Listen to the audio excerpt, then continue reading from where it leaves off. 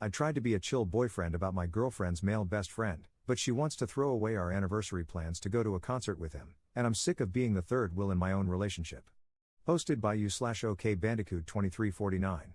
I, 28M, have been dating my girlfriend, Sarah, 26F, for just over a year now, and while I love her, there's one thing that's been eating at me since the very beginning: her relationship with her male best friend, Jake, 27M.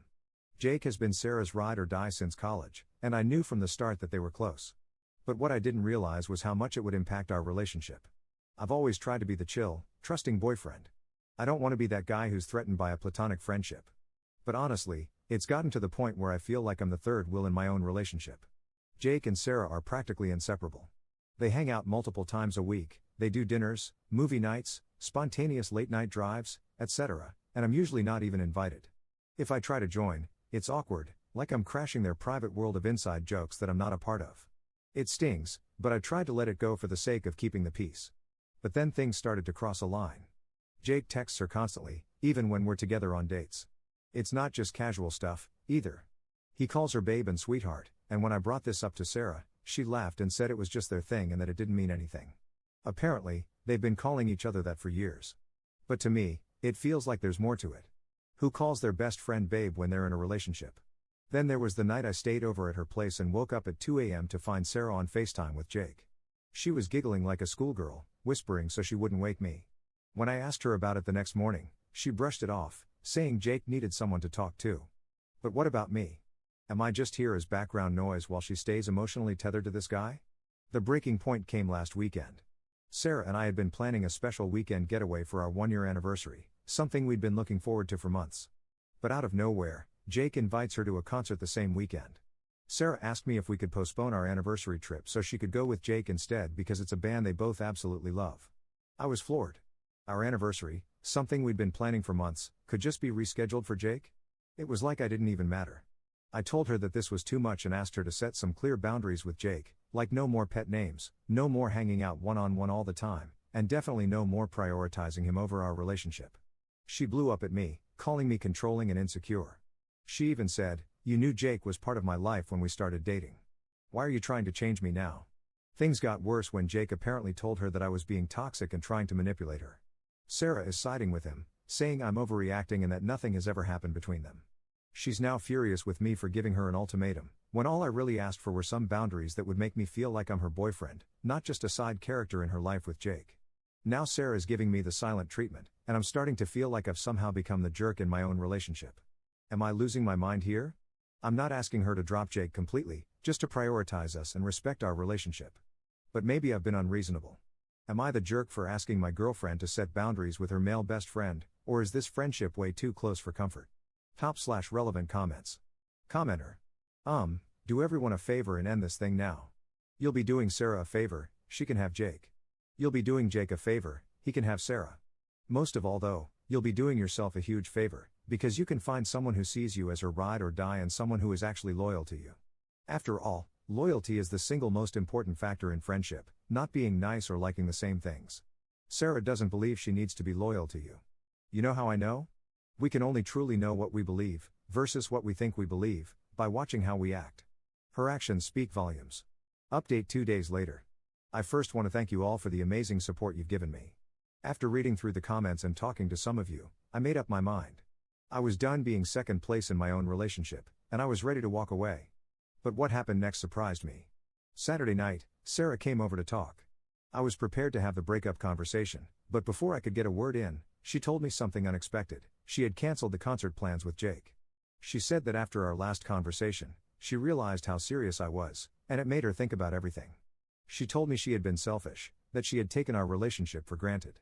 She said she'd told Jake she couldn't go to the concert and instead wanted to spend the weekend with me.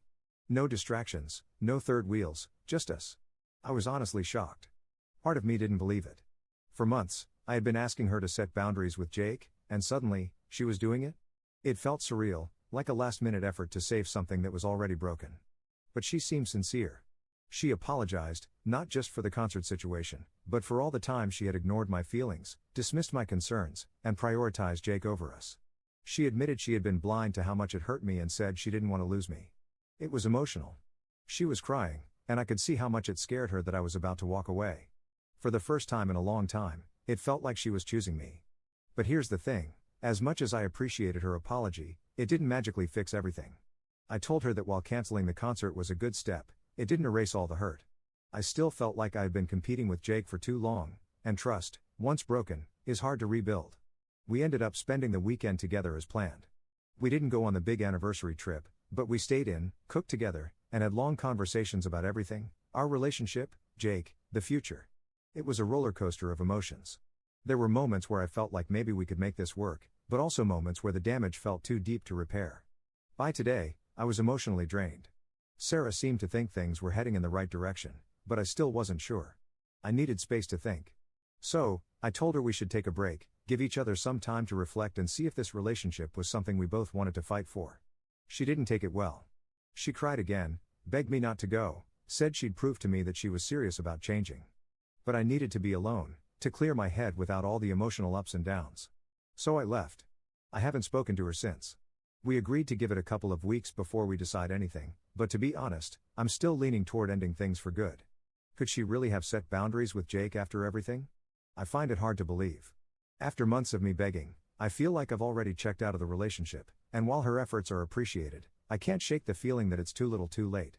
I'll always care about Sarah, but this whole situation has made me realize how important it is to be with someone who values and respects you from the beginning.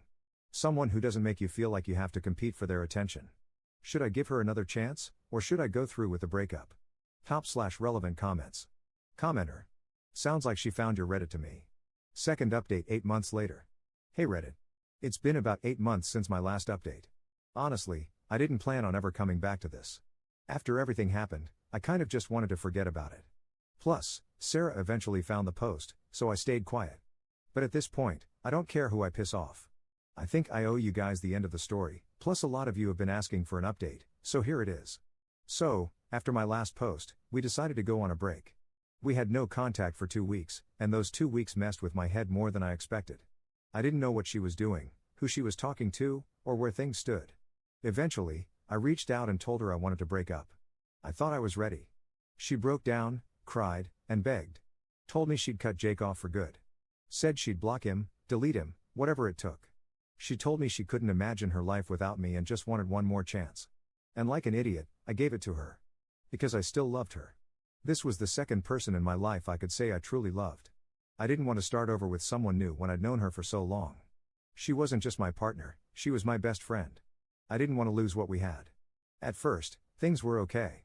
She was more present, we spent more time together, and she tried harder. But I wasn't the same. I had this weird feeling in my gut that I couldn't trust her, even if I pretended to. I just couldn't forget everything that happened. And I won't sit here and act like I was perfect either. When she was trying her hardest, I wasn't putting in the same effort. That hurt her. This went on for about 3 months. It started getting better, little by little. I thought we were making progress. I still wasn't all the way in, but I could finally say I saw a future with her. But the thing that really bothered me? Jake. She did stay true to her word and unfollowed him when we first got back together. This was almost 4 months ago. But one day while I was at work, I was scrolling on IG and saw that they had followed each other again. I asked her about it, and she said it didn't mean anything, that they weren't talking. I let it go. Maybe I didn't want to know the truth. Fast forward a few weeks. We were at my place, and she had fallen asleep first. That's when I saw an Instagram notification. I couldn't open it, didn't know her password, and I wasn't about to try and scan her face while she slept. So I ignored it. I couldn't sleep. I was restless. But I told myself I was overthinking, and I wanted to trust her. Fast forward another week. We went on vacation and were staying at a hotel. She asked me to grab something from the car, but the hotel room key was on her phone. So she handed it to me. That's when my insecurities got the best of me, and I snooped while walking to the car. That's when I saw it, DMs from Jake. And honestly, I felt nauseous. Not just old ones. Recent. Some unanswered, but some she did reply to. Messages about how she couldn't stand being apart from him. How it killed her to block him. How she missed talking to him. How she wanted to see him again. And then the part that really broke me, how she had developed feelings for him but was scared to leave me because then it wouldn't be Jake and Op. It would just be Jake. She talked about how she didn't want to lose both of us. She had even seen him behind my back. When she said she was going to the gym, she was going to his place. I came back to the room and didn't say anything. I laid in bed, numb. She eventually got up to take a shower, and while she was in there, she texted me asking if I went through her phone. At first, I lied. But then she said when she opened Instagram, it was still on her DMs with Jake, something she didn't leave open. So I admitted it. I told her I read everything and couldn't believe she lied to me again. Her response was, "You weren't supposed to see that." I completely lost it. She tried playing the victim card, telling me I broke her trust by going through her phone and that I wasn't supposed to read what she told Jake. Like I was the bad guy in this situation. That was it for me. I didn't ask for explanations. I didn't want to hear any more lies. I shut down completely. I stopped texting her and only spoke when necessary for the rest of the trip. We had driven 6 hours from our hometown to visit some friends, so I couldn't just leave. We acted normal in front of our friends until it was time to go. The 6-hour drive back home was complete silence. I drove most of the way and didn't speak to her at all. When I dropped her off at her place, she tried to talk to me, even tried to kiss me goodbye. I pushed her away and asked her to get out of the car. Later that night, I texted her that I was done. I didn't want to talk anymore. She tried to explain, but at that point, there was nothing left to say. I gave her so many chances and she still chose to lie. Again, I don't know if anything sexual happened between them, and at this point, I don't care anymore. What I do know is I spent too long being second in a relationship where I should have been enough. So yeah, I'm single now. It hurts, obviously. But for the first time in a long time, I feel like I can finally breathe again. Thanks to everyone who gave it to me straight in the comments all those months ago, but also to those who told me to give her another chance. It hurt, but I grew and matured from this. Top/relevant comments. Commenter. You dodged a bullet. Someone who lies that repeatedly and then tries to gaslight you for catching them, you weren't supposed to see that, was never going to change. You wasted way too much energy on someone who was never fully yours to begin with. Ops response. That's exactly what I keep telling myself. I wasted so much time and energy.